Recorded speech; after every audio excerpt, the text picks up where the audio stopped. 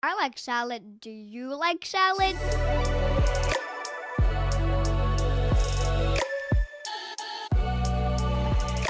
Hi, I'm Hostion Ho. I'm living in Vancouver, BC, Canada, unceded territory of Musqueam, Squamish, and Tsleil-Waututh nations. I am an immigrant to Canada from China. Hey everyone, I'm Andrea coming to you from Victoria, but more importantly known as unceded Akwesasne territory of the Lekwungen speaking peoples, the Songhees and Esquimalt First Nations, and I am an immigrant from the United States of America. And you're listening to Canadian salad. Canadian salad. Welcome back, everyone. We are so excited that you have joined us on our second episode, and this is going to be a real treat for all of you, only because he is a real treat in my life. I met this person doing my master's, and we're going to invite Hostion to share his story and experience. Hostion, the other host of this podcast. Hi, Hostion. Hold your applause, hold your applause. Thank you, thank you. Yay, yay. And I am a treat. I am a snack. You're welcome. You are a treat. Mm-hmm. So Hostion, thank you for having me. of But I am the course. host, so of course I will be here. I'm so glad you stayed. Yes, this is very good. This is very good. Yeah. I will say, if you haven't met Hostion in person, the first thing I will tell you about him is an amazing, impeccable sense of style and fashion. When I first met Hostion, he was wearing like a nice top hat. It had, I think, like a ribbon around the top. It looked like a gentleman's hat you would wear at a race, maybe back in the 1930s. And you had a vest and you had a suit jacket. And I thought, oh my gosh, he's super handsome too. Dang, he knows how to dress well. Thank you. I need to make a good Welcome. impression, you know. But I'm Yes, more yes. than just a pretty You boy, I are. promise. Absolutely. There is so much heart to this person. You're going to hear and be able to experience that in this episode. So, Hoshin, do you want to tell us maybe just a little summary of what we're going to talk about today? Yes, today we're gonna talk about me, which I love. Who doesn't? Self-love, self-obsessed much. That's great. No, self-love's Today is good. gonna be my immigration journey to Canada and how I find peace and joy in being Asian and being queer. Awesome. I love that. And I'm just honored that you are sharing your story because I think it's going to really encourage people and make those of us who don't identify with the queer community to be not even just more compassionate, but more pause to understand and seek out respect and dignity and rights for people in that LGBTQ community, so Yep. that, you have what's called a true ally, someone who acts upon things and isn't just doing social media stuff, right? Yes. And Yeah. I do think, although my story, of course, does not represent everyone's, but I do think I have a very typical queer Asian immigrant story because understanding is the key element for Mhm. inclusion. You know, we're Yeah. always afraid of things that we don't know. So I hope through my story, when you see a queer person or Asian person in the street someday, you can have more understanding of their story, more compassionate Absolutely. towards them as well. Yes. Yeah. It's true. We unfortunately typically fear differences. If Yes. something is not familiar, we really hesitate. We step back, we put up walls, we fight off.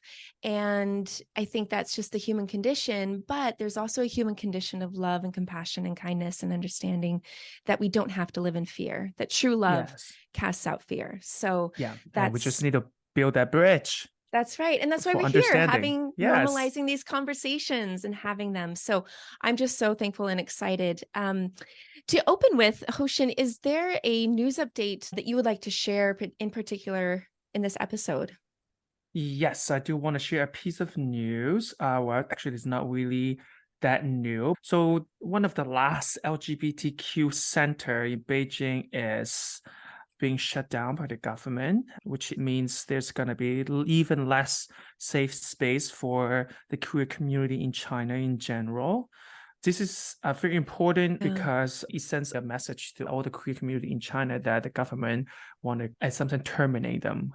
And Mm, I think that message is not really encouraging no, for for any, sure. For for sure. the queer community in China. And But in some sense, also not a surprise if you look into the most recent policies that China have been making about encouraging people to have more kids because they have seen a dramatic decrease of household numbers. And so President Xi Jinping many times in public forums trying to stay on the traditional family value in Chinese history, which is also not necessarily great. Yeah. When you use the Yeah. word traditional, I personally don't like that word traditional because we Right. feel like we move forward. I don't know why necessarily traditional has to be a cage that we always put ourselves in. But yes, that piece of news is very sad. Well, what would that mean for Canada? I think maybe Canada will see more Chinese immigrants, LGBTQ refugees coming in from China, and that's one. And I think also for Canadians, queer Canadians here, I think that is a sign for us to know that our rights are not given. That center in China was there before, and now it's shut down. It's same for us, our rights. Right now we're enjoying in Canada, but then tomorrow another policy get passed, and then no, you don't get to access that right anymore. So I think it keep us diligent also to our rights and keep fighting and never take it for granted. Yeah, right. And important for those of us in your community to also advocate and fight for your rights just as much as if they were our own. Yeah. And knowing that many other queer people are struggling, hopefully also can ignite some people that volunteer, maybe even donate to certain groups that help LGBTQ refugees to come to Canada so they can also enjoy as much rights as we have. I completely agree. Thank you for sharing that news, Hostion. No problem. It's heavy, but it's important. And it's important to recognize what is happening. And like you said, not to take the rights we have and the freedoms we have or the agency that we have in Canada lightly, to really value it, fight for it, and protect it. Yeah. Well, tell us one thing your town of origin is known for. Ooh. We are famous for food. For food. Ooh, do tell. What there is. Yeah. So there's kind of this Cantonese saying called 取出奉承. Well, that phrase. It's so beautiful, by the way. That phrase literally just translates into cooks are from Feng Sheng. It's like another name for the city I was living in, Sundap. Oh, okay. So we're famous for cooks, for food in general. Okay. Yeah, many Cantonese food originated from where I was living, where I grew up. Wow. So yeah, are there lots of culinary schools there? I believe so. I mean, I never went to any of them, but I believe so. Okay. But there's definitely many restaurants, and both of my parents are cooks. Oh wow, you ate good growing up. Is there a meal that you miss that you just can't find, or maybe you can't make on your own? That was from home or your childhood? My dad make the best steamed fish, like freshwater fish. Okay. Oh, it's to die for. Oh, really? Oh. Yeah, definitely miss that so much. Cantonese food in general is really focused on the ingredient itself, like the freshness, the taste of the ingredients. It's always like a steam it or maybe a quick pan fry. Super healthy. So you can preserve that kind of freshness and sweetness of the food, but it also means the ingredient has to be good. If like frozen fish or like anything that's frozen, then if the freshness is gone, then probably is not gonna be good. Don't look in my freezer, please. It's very different. It sounds like a really good podcast idea. We'll talk about food. How about food? I mean, love that. Oh my gosh, but I think there's so much about a culture that is expressed in so many ways. It might be the language, it might be fashion, but food is a huge one. And in China, especially in where I'm from, I would say I can't speak for whole China, of course, but at least where I'm from, like food is such an essential part of bonding and also showing love. I know there's 5 love languages, but I think they should put food in there. The 6 should be like food, like cooking food or giving food. Yeah, I think we can resolve a lot of world conflict if people were just well fed. I mean, I think there's dignitaries going into the meeting. They haven't eaten in days because they're stressed out about, the conflict and who they're going to meet, and they don't eat. And that just makes everyone angry and hangry and, things escalate. And it's just like, literally, dude, have you had any breakfast? Or a good breakfast. A good one, right? Breakfast, yeah. Put in a good mood. That's right. That's not just a dry piece of bread. No, No. Yeah, also the access. process of making food together or cooking Oh, together. yes. So Yeah, many there's good also, memories. yeah, isn't the Yeah. process of it is there's so much love, so much bonding involved, you know. For me, a lot of my great fond memory of childhood, it was always about preparing food, getting food and eating food with family. Yeah. I'm You. just curious, what did you think of Canada? Or what did you heard before you even came to Canada? Was there anything that a preconception that you had? Yeah, before coming to Canada, of course, I talked to some of my friends. First, it's cold. That's the first thing I think Right. of. I remember when I was Googling Canadian cities, I was like, which city doesn't snow? Because I don't like snow. And that's why we also end up in Victoria too, and That's Vancouver, true. the That's West true. Coast, because it doesn't Yeah. really, well, back now it almost snows every year, but before it Yeah. almost doesn't snow. West Um, Coast, best coast. yeah, Best No Coast. It didn't offense to snow East as Coast, much. but yeah, it's true. So that's one cold. And then I always heard before that Canadians are very nice. You know, they say sorry a lot. They're very kind. They're very approachable.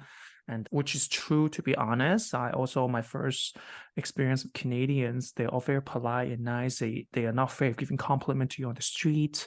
And Mm, yeah, I would say so too. And then I think Canada in general as a country, just really low key, really chill, really yeah. laid back. And in the Mhm. West Coast especially, I think West Coast, even compared within Canada compared to East Coast, I think West Coast in general, people also may way, way, way more relaxed and laid back. Yeah. No, I agree. I do. This is my theory, and you can tell me if I'm wrong. Living on Vancouver Island versus going to mainland in Vancouver, I feel like the island is much slower paced than the rest of Canada. You apply Yeah. for a job and it's 5 months later. Hey, we're reviewing your application. Thank you so much. You Yeah. submitted last year. So I feel it's definitely much more laid back. Yeah. So I'd like to go into you describing your immigration journey to Canada. What brought you to Canada and what that journey was for you? I moved to Canada 2014 December 10th. I still remember the exact date. Wow. That's the Aw. date, my life path has been changed Do you forever. I'm celebrate that day? Do you like actually I don't, every but I remember that day. Yeah. So when it Yeah. comes, always like I'll give myself, a pat on the shoulder. So another year. Look what I did. Yeah. Before coming to Canada, I know nothing about Canada. Back then I was working in the States, Florida, which is Oh wow. oof, Wow, very you brave different. man. Going to Florida is very brave, yes. All those Uh, crocodiles. and guns. Oh my God. Ooh. Ooh. um, but yeah, I was living in Florida and I didn't like it, so I had to move. And then I decided to do a master somewhere. And then I was looking in Europe first, but it's very expensive. And Yes. then I Europe. Come was, on, throw us a bone here. yeah. And somehow Canada is my last option in that Oh sense. wow, it Again, I didn't was. know anything about Canada. And that's another thing about Canada as a country in the international stage. Somehow it's not a very I mean, when you've popular or got famous country. you've got a loud, pushy neighbor, it's really That hard to is be that true. neighbor who's known for anything else. Yeah.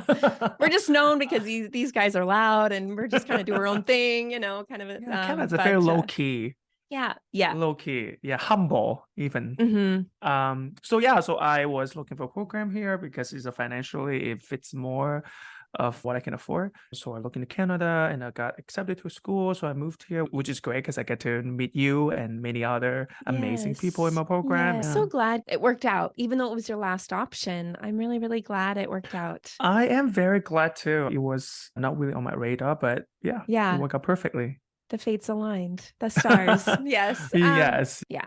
Was there one thing that maybe shocked you in your first days and weeks here in Canada? I would say the most shocking part was the homeless problem. I Mm, remember the first time I went downtown in Victoria, took a bus to downtown, I saw many homeless. I was there in the winter, like December, when I first yeah. landed in Victoria, Canada. Yeah, when I witnessed the homeless problem there, I was a bit shocked. After when I had more opportunity to learn about the socioeconomic issues there, and then it's, oh wow, actually Canada has a lot of problems. Right. I Yeah. think, but at the end of the day, it's also like a capitalist problem, can sum up by that Yes. as well. But that I remember I was very shocked. And I even told my parents about it. They were like, what? Homeless people exist in developed Wow. countries. They were Yeah, surprised too. they were Huh. surprised. Yeah, I think it's this narrative that have been kind of broadcast or even media has been kind of fooling everyone that's outside of Sure. maybe Canada and States too. Yeah. Yeah, it's interesting what developed I don't know, those terms again are very misleading sometimes, and Developed. Yeah, I well, know. we'll talk about the States in a few more episodes, but there is this idea that like, wow, you might be a wealthy, peaceful country, but you have like really core issues that are hurting your people, Yeah. and yet you call us developed. I mean, what does that anyway? That's another podcast too. Yes. I think in general, I would say in many ways I'm very privileged. I mean, I came here on a student permit. Of course, that means I have some sort of financial stability to allow me to pay for my education. And then I'm an able-bodied, intelligent mind in many ways that get me through my education and I get a job. And then my immigration process, getting my status is quite simple and easy. So definitely want to acknowledge my privilege there because not many immigrants have the same story, I realize. So just for the legal status purposes, my settlement journey is very, I would say, smooth. But in terms of the emotional journey, that's a different story. As I mentioned, that my queer identity and my Asian identity, even though when I first hear, I realized, oh, there's many Asians here, there's many queers here, it made me feel comfortable in many ways. But under that big picture, there's also many nuances that make me uncomfortable, challenge me a little bit. For example, I know sometimes when I'm in Asian groups, I can be too gay. In gay groups, I can be too Asian. Even in our class, there's a lot of Asian people in our class, but I think there's only two queer identified. Okay. Yeah. And then sometimes, just in conversations, that I have to be mindful of what I said, worry Right. about being too gay or you do too many gay lingo or too feminine, just because I still bring that kind of traditional conservative mindset when I first came to Canada. So that definitely made me always aware. And then being with gay people in Victoria specifically, actually, most of the gay people are very white. So a Yes. lot of gay friends I have were, they were all white, most of them. Right. So it also made me cautious about my Asianness. So that kind of struggle of my two identities was definitely a journey for me to kind of settle down. It's definitely a battle within myself. Again, it's a self-acceptance journey, to sum up. And of course, moving to Vancouver definitely helps it as well because it's the representation here, just in general more. I found more queer Asians that have similar background, and I connect with them way more. And then I also realize that they can live very happily with whatever identity they have, and I can too. So I learned so much just seeing or hanging out with these people that have so much confidence in who they are. That taught me a lot. Yeah. The other thing I want to mention that you mentioned safe space in Canada. For me, I found many safe space in Canada. But when I first go clubbing or many queer activities, there was like queers are safe, but Asian queers like me not necessarily easily find safe spaces because a lot of these activities or clubbing or these queer event spaces are still predominantly white. So as someone that know the existence of discrimination, the existence of the social sexual hierarchy, I often feel very uncomfortable or insecure when I go to these spaces. I just cannot fully relax and be myself. I really couldn't. Until I went to the first Rice Cake, which is an all Asian queer party. Rice That cake. is, which is the first time I experience what truly safe space means. Like I can just fully be myself, like comfortable, and see so many queer Asian around myself, but just so much joy around me. That is the first time I feel that safe space. Hostion, what is rice cake? Is it the actual like thing that tastes like styrofoam and you on occasion have to eat it because it's a healthier option than bread? Or can you expand? Like what is rice cake? So Rice Cake is actually Rice Cake events. It is run by Queer Asian and built for Queer Asian. that me and Van and Bella have been running it, trying to create more safe spaces for creations. So we do a lot of dance parties, we even do drag and dim sum, and then we collaborate with Fun. Pride Society or Vancouver Mural Festival to also throw a lot of events here and there in the cities to spread queer joy, spread Asian excellence. Yeah. That's what Rice Cake is. Wow, that sounds like a really awesome time. Like I like Dragon Dim Sum. I mean, come on. Yeah, dim sum and drag. Yes. Come Drag brunch, on. but with an Asian twist. Ooh, I Yes. love it. I love it. Well, where can people go to find Rice Cake and events? Is the organization on social media? Is there a website? Yes, so we do have a website and we also have Instagram. Both of them you can go search Rice Cake as a one word, Rice Cake as a one word, and then dot events. So Okay. you can find us, in Instagram and our website. Awesome. That sounds amazing. Well, I mean, I follow you, so I do see a lot of the videos and pictures, and oh my gosh, folks, if check it out. And what an amazing time. And it is so beautiful to see people express themselves in such a individualized and free way, which is absolutely incredible and is what all spaces should be like. So that's really awesome. I'm curious though, because I know that I've experienced stereotypes being from the States, and most Yeah. immigrants have stereotypes. And what would you like to be known for or seen as in the midst of these cultural assumptions or biases or stereotypes that the average born in Canada person might have? Well, I think as an Asian man and a queer man, there's many stereotypes. I didn't really know before coming here. I mean, through my year of traveling, I have some sort of idea, but I never lived anywhere long enough to kind of really confront it. But living here long enough, then I realized there are many stereotypes against me. For example, as an Asian man, that I always seen as a very submissive, very humble, not talkative kind of person, and this idea of I'm a model citizen of this society. Or sometimes even this microaggression of saying things, oh, your English is so good, or you look good for Asian man kind of thing, that it just like throw me off in many ways. And this, again, biases and assumptions just before they know anything about me. And as a queer man as well, just because I'm an Asian queer man, I am in the dating pool. I'm like a second-class citizen. I was, never get a first pick, or people were somehow just come up to me and say racist things, even about my genitals, which is again outrageous. Gross. Yeah, very business. much. No one's business. Oh my gosh. There's so many of that exists. Yeah. Wow. I know, thank you for being honest with all of that. I know that's not easy. I can't imagine it's easy to recount that. I think there was an article that came out earlier this year, and it was interviewing Asian Canadians who been here a long time.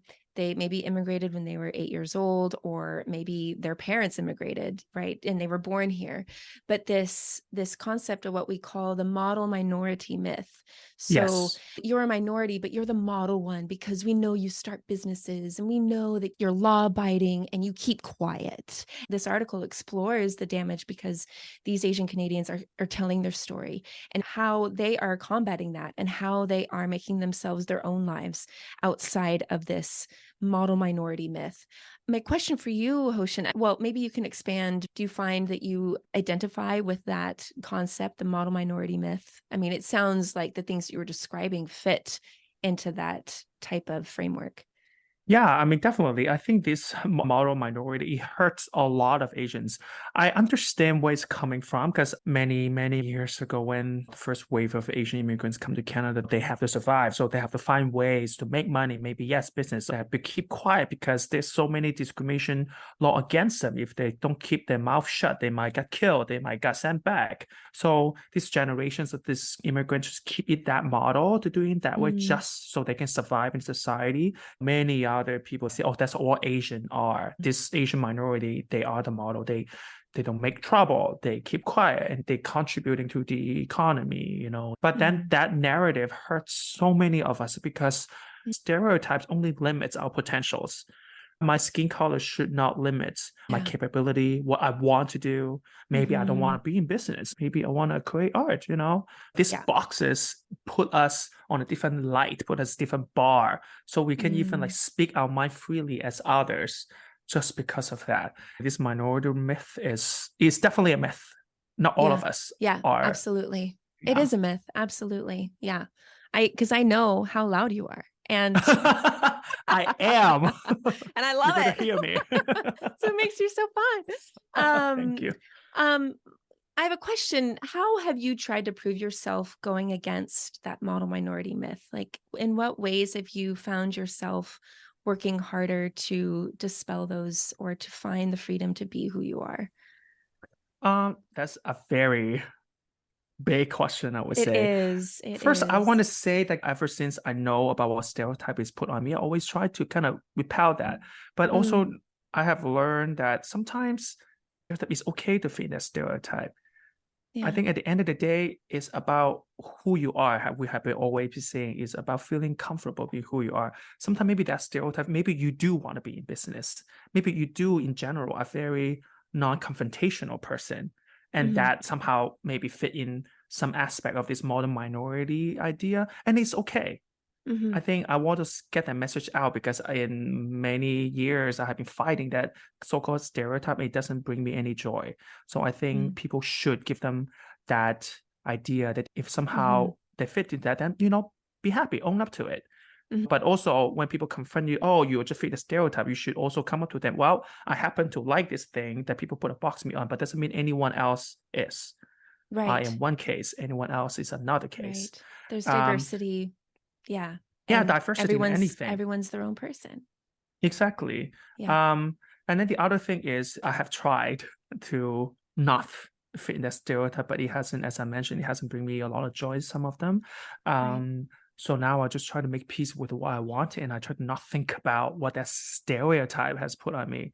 I just want Mhm. to be me. I will do things that what makes me happy.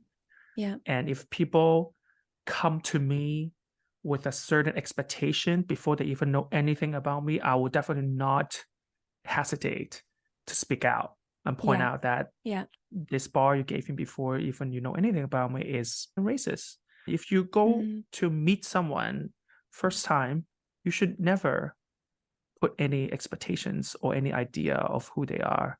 You should Yeah. just see them as a blank page and Mhm. approach them Mhm. as they are. You know nothing about them. Right. You're absolutely right. And I think it's important to also say that if you have this stereotype, it is your responsibility. Like, it is not your responsibility, Hoshin, to break that stereotype. That's on the person who has the stereotype. Look at this person, like Hoshin said, like a blank page, like a clean slate, Yes. a beautiful canvas that has not been painted. And they are going to be the ones that paint it.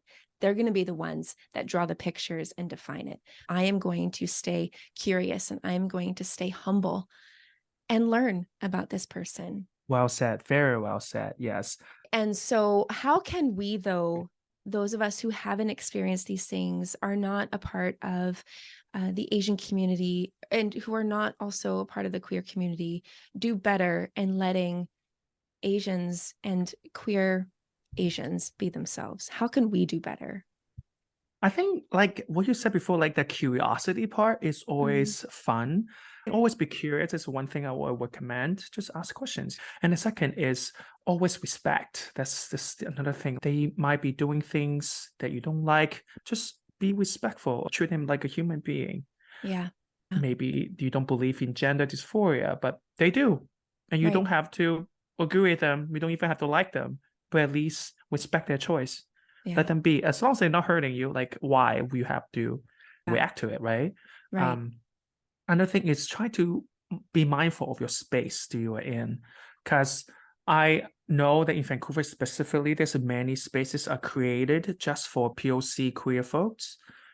I remember during Pride, actually, like, there's POC queer story time. It only allows POCs to come in.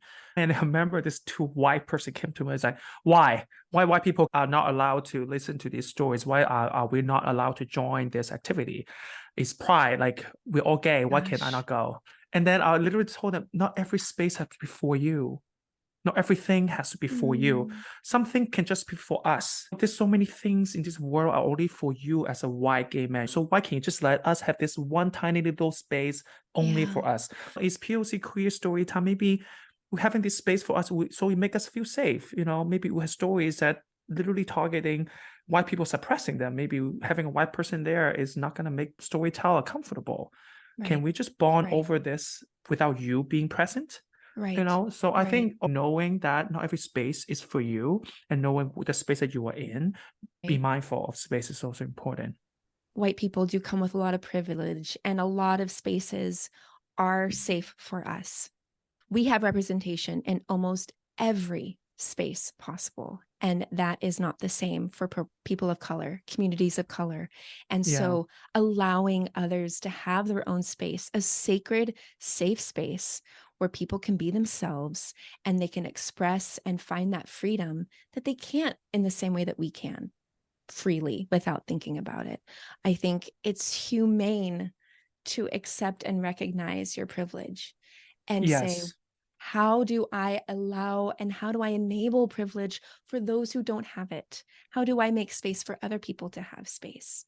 Yes. We can live together and love each other well without having to sacrifice our identities. Let's all work together and let's all be together, because that's the way it should be, because no one is free Yes. until we are all free.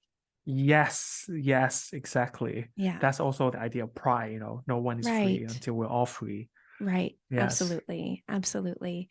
I'm just curious, Hoshin, if you could tell us any story about a Chinese immigrant who is famous or who made themselves huge in Canada. I would love to share the Louis family story. Okay. They are located in Vancouver. So Ho Yik Lui, who is from China, settled in Victoria first. He was a farmer, and then he moved to Vancouver not long after. And then he realizes many opportunities in the farming industry. Then he opened a business.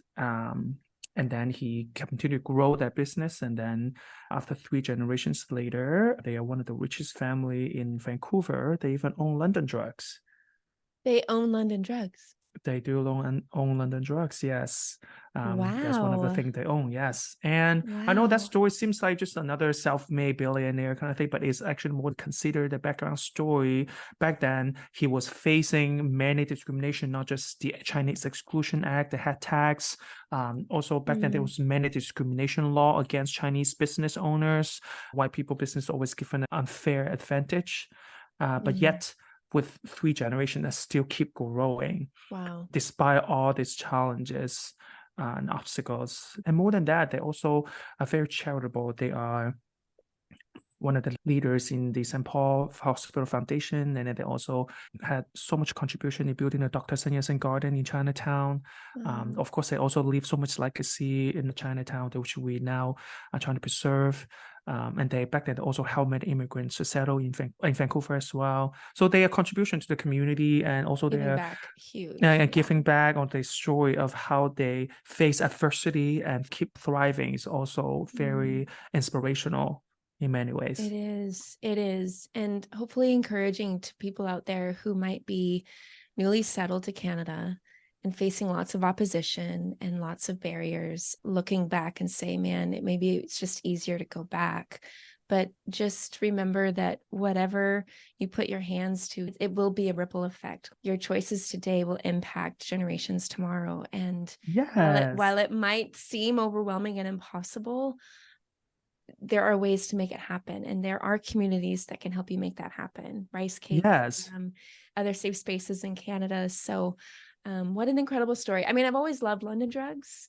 I got my citizenship photos there and Me too. Some Tylenol. So I mean, what is one place you can go and get all of that and some maybe lotion and a snack, right? I mean, come on. Yes. London Drugs, thank you so much. Thank you, Louis family. Thank you, Louis family. You're the best. Yes, thank you. Well, Well, thank you for sharing that story. And I honestly did not know about that. And I honestly don't know if a lot of people who have lived in Canada for a while even know that story. So again, this is the power of immigrants and the power of where you live. And obviously the Louis family believed so much in staying in Canada and putting all of their hands to make something for their family and for Canadians all around them. And Exactly. They're giving incredible. back. Exactly. Yeah. Yeah. So Yeah. we're looking for sponsorship, Louis family. We are. This isn't a paid advertisement or endorsement, but we sure would love a sponsorship of this podcast because this is all done out of our own pockets. Thanks so much. Exactly. Thank you, Louis family. I mean, you probably have a lot of money to spare. Hey.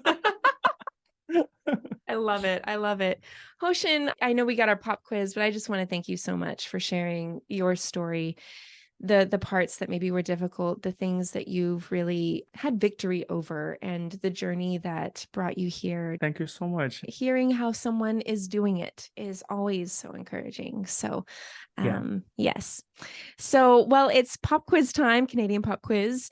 And this is the section of the podcast where both Hoshin and I quiz each other on a fact about Canada. Now, we have not prepped each other on what question we are asking because that's what makes it fun, the surprise. And so do you want to go first, Hoshin, in your question? Yes. Okay. So I just mentioned about the Chinese Exclusion Act. Do you know when was that act passed? Very good question.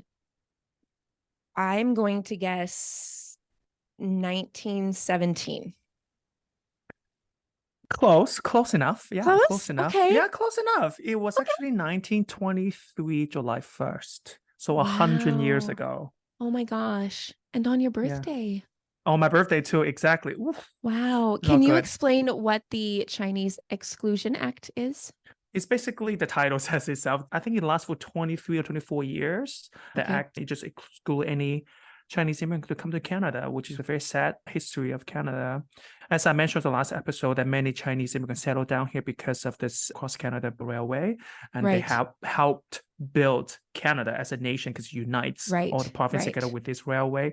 And yet all these Chinese settled down here after the Chinese Exclusion Act, their family cannot join them. And then they're facing enormous discrimination, not just not allowing their family to come by, also in terms of social, economical situation. Many laws also passed to prevent them to get, just equal treatment in many ways. So it broke many families. And even there's this Chinese bachelors, because back then, of course, most these immigrants are male. There's so many Chinese male. I mean, at one point it's 28. To build the railroad Yeah, most of them male, exactly. I remember there's one point the ratio of Chinese male to female is 28-1. So 28 male to 1 female. And back then, of course, the white women are not going to marry the Chinese. The Chinese only can look within the community if they ever want to find a partner. So there's so many Chinese bachelors was there that never had family, never married, no family there. And there was so many sobbing stories of how their life ended or just lost, because they are obviously the one who were impacted the most by this Chinese Exclusion Act. But the other tragedy on top of that is also that their stories are not being told. Their story just simply lost in history because there's no one to record their lives, no family, no kids to ever remember them by. They just poof. And and I just wanted people to know that this happened. For every Chinese living in Canada, that your place here, it was once denied. And now we're here thriving and living, and we should remember what our ancestors have been through and then keep that at the back of our head when we go to elections and vote. We have to make sure that this will never happen again. And also remember that can happen to other community too. And we do not want that to repeat. It's Canada's history, but if we forget our past, we are condemned to repeat it. History is important to form our own identity, who we are. It definitely formed me, how I see myself, the Chinese immigrant in Canada. For sure. Well, thank you for that. So my question for you is this. It's a fill in the blank. Canada is home to the longest in the world? Longest. The Coastal longest. line? Ooh, no, that's not No, it. oh, true. Probably But Russia, actually. Yes, probably Russia has the longest. Oh, I don't think it's railway. and don't 'cause- say poutine. No, they haven't made the longest French poutine. fries. No. Oh, ooh. I have no idea. I pass. I can't. I don't know. That's okay. Sorry. The longest street in the Street. world. Oh, Yes. wait. I think I read that somewhere. It's in somewhere in Ontario, Yes. right? So it's Yonge Street in Yes. Ontario. It starts at Lake Yes. Ontario and runs for almost 2,000 kilometers along the Minnesota border. So, it just borders the states. So Canada has the longest street in the world. So Yes, I read that go somewhere. Canada. Yeah. Love that. Yes. Thank you, everyone, for listening. This has been such a wonderful treat to hear Hostion's story and to really sit back and absorb, things that maybe a lot of us can identify with, but we can advocate for and we can listen and learn and be aware of. So I just want to thank again, Hostion, you for all that you shared. And our next episode, we're going to touch a little bit on some of the topics we talked about today. Do you want to give our audience one clue about our next episode? Wow, the clue gonna give it away. We're gonna talk about Barbie. Barbie, yay! The movie. I guess Yes. the toy too. Yeah, we could talk. I mean, the toy does have implications, but talking about Barbie, the movie, the themes that came out of there and how that impacts immigrants coming to Canada. So Exactly. stay tuned. Thank you, everyone. And we will see you next episode. We'll see you next episode. Okay, bye. Bye. Canadian Salad is written and produced in British Columbia, Canada by Hostion Ho and Andrea McCoy. Theme music is by Naver Avetyan from Pixabay.